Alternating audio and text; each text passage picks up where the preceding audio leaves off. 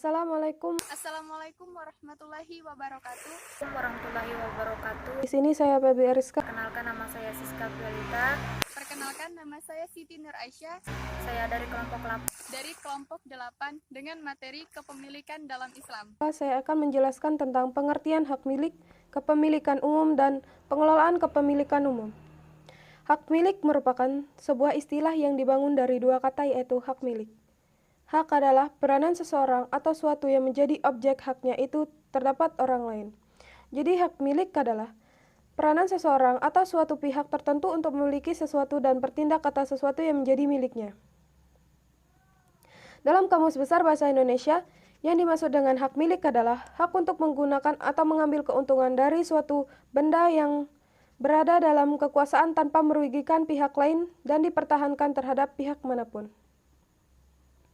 Dengan definisi demikian dapat disimpulkan bahwa setiap terjadi kepemilikan, maka sebenarnya tidak ada ikatan apapun antara pemilik dan benda yang dimiliki sebelum proses yang disebut kepemilikan. Baru setelah proses ini, lahirlah pemilik yang disebut malik dan bendanya disebut mamluk. Dan otomatis terjadi hak milik. Kepemilikan umum. Barang milik bersama. Al-amwal al-ammah adalah setiap harta yang tidak masuk dalam kepemilikan individu atau perorangan, di mana harta tersebut digunakan untuk kemaslahatan dan pemanfaatan umum. Dalam Islam, benda-benda yang termasuk dalam kategori milik umum yaitu benda-benda yang dimiliki komoditas secara bersama-sama dan tidak boleh dikuasai oleh hanya seorang. Karena milik umum, maka setiap individu dapat memanfaatkannya, namun dilarang memilikinya.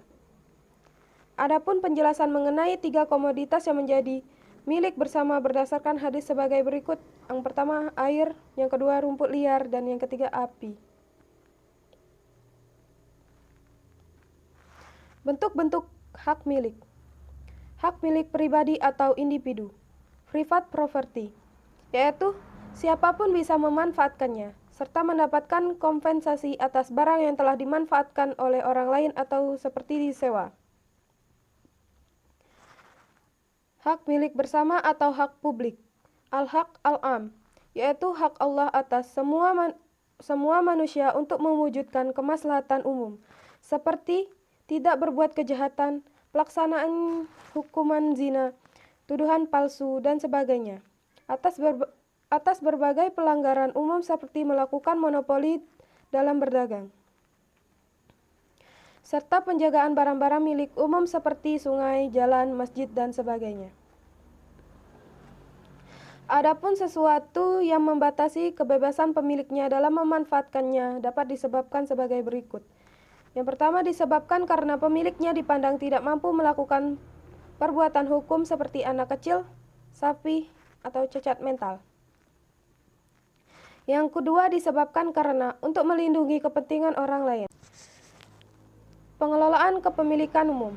Paradigma pengelolaan sumber daya milik umum yang berbasis swasta atau corporate based management harus diubah menjadi pengelolaan kepemilikan umum oleh negara, state based management, yang berorientasi pada kelestarian sumber daya. Sustainable Resource Principle. Ada dua keuntungan yang akan diperoleh negara dari pengelolaan kepemilikan umum, yaitu diperolehnya sumber pemasukan bagi anggaran belanja negara yang cukup besar untuk mencukupi berbagai kebutuhan negara. Negara juga dapat mengembalikan hasil pengelolaan tersebut dalam bentuk pemberian subsidi kepada masyarakat.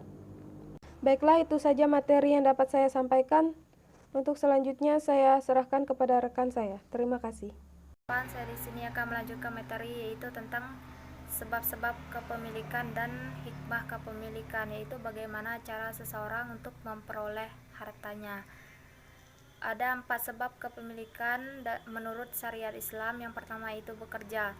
Bentuk-bentuk kerja yang disyaratkan yang dapat dijadikan sebab kepemilikan harta antara lain, yang pertama yaitu orang hidupkan tanah yang mati, yaitu semula tanah yang belum dimiliki dan belum dimanfaatkan oleh orang lain.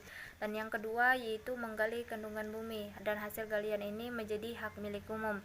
Yang ketiga itu berburu, seperti berburu ikan, berburu mutiara, berburu batu permata atau hasil buruan yang lain.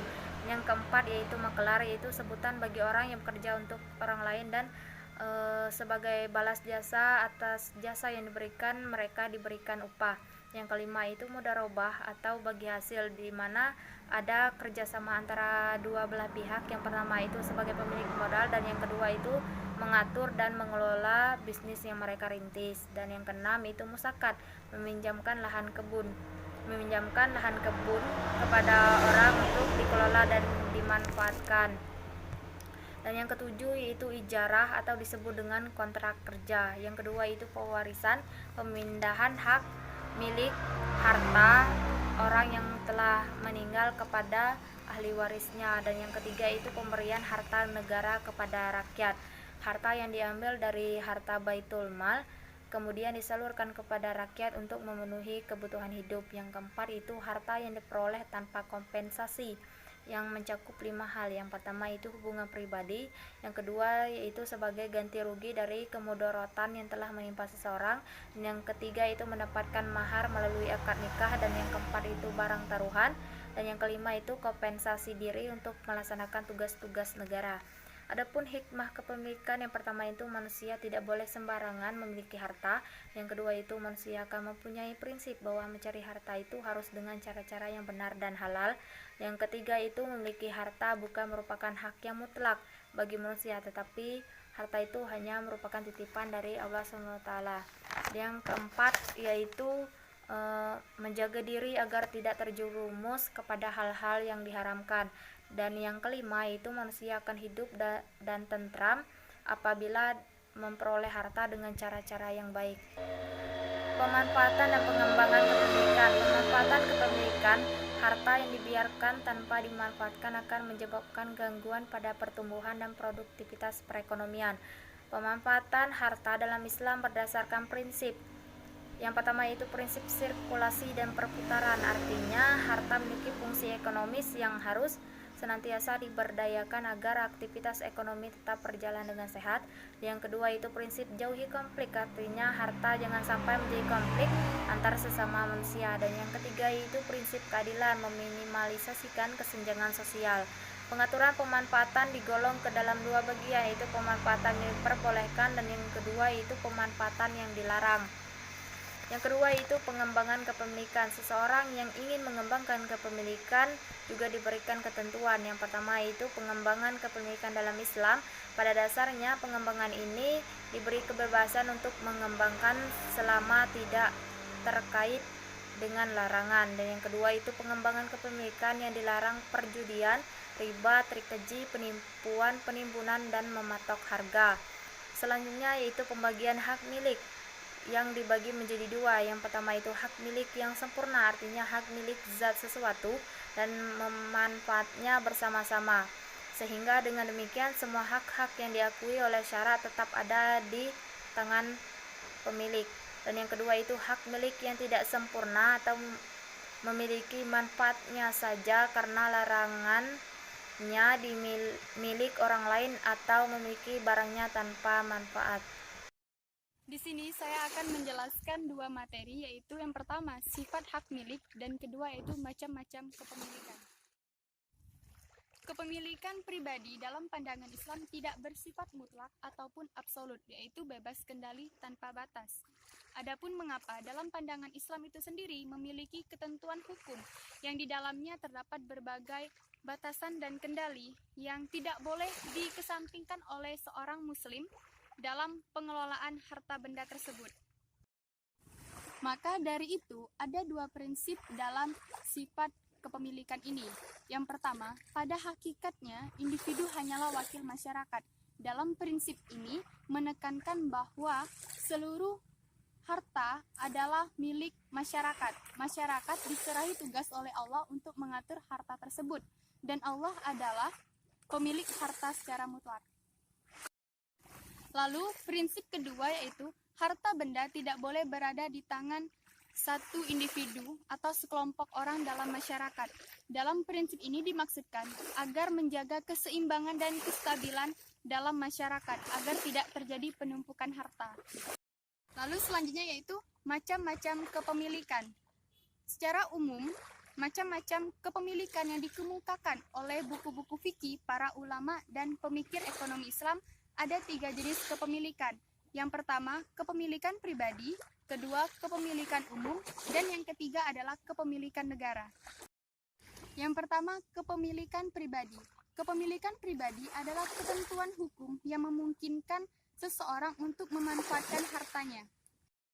Dalam pengkajian hukum syara ada 5 penyebab kepemilikan pribadi. Yang pertama, bekerja. Yang kedua, warisan. Yang ketiga, harta yang diberikan tanpa adanya upaya apapun. Keempat, harta untuk menyambung hidup. Serta yang kelima adalah harta pemberian negara. Yang kedua adalah kepemilikan umum. Dalam kepemilikan umum ini, seseorang atau individu boleh memanfaatkan harta tersebut, namun tidak boleh memilikinya. Setiap fasilitas, sarana, tambang, atau sumber daya alam yang dimanfaatkan secara umum namun tidak dapat dimanfaatkan secara pribadi atau dimiliki secara pribadi itu merupakan kepemilikan umum. Contohnya air, jembatan, jalan, dan sebagainya. Yang ketiga adalah kepemilikan negara. Kepemilikan negara ini bisa digolongkan dalam kepemilikan umum, namun juga bisa digolongkan dalam kepemilikan pribadi. Adapun contoh kepemilikan negara ini yakni yang pertama harta ghanimah atau harta rampasan perang. Lalu ada juga harta kepemilikan dari pajak, harta yang ditinggalkan oleh orang-orang murtad, dan juga harta yang tidak ada ahli warisnya. Sekian presentasi dari kelompok kami. Bila ada salah kata, kami mohon maaf. Kepada Allah kami mohon ampun. Wassalamualaikum warahmatullahi wabarakatuh.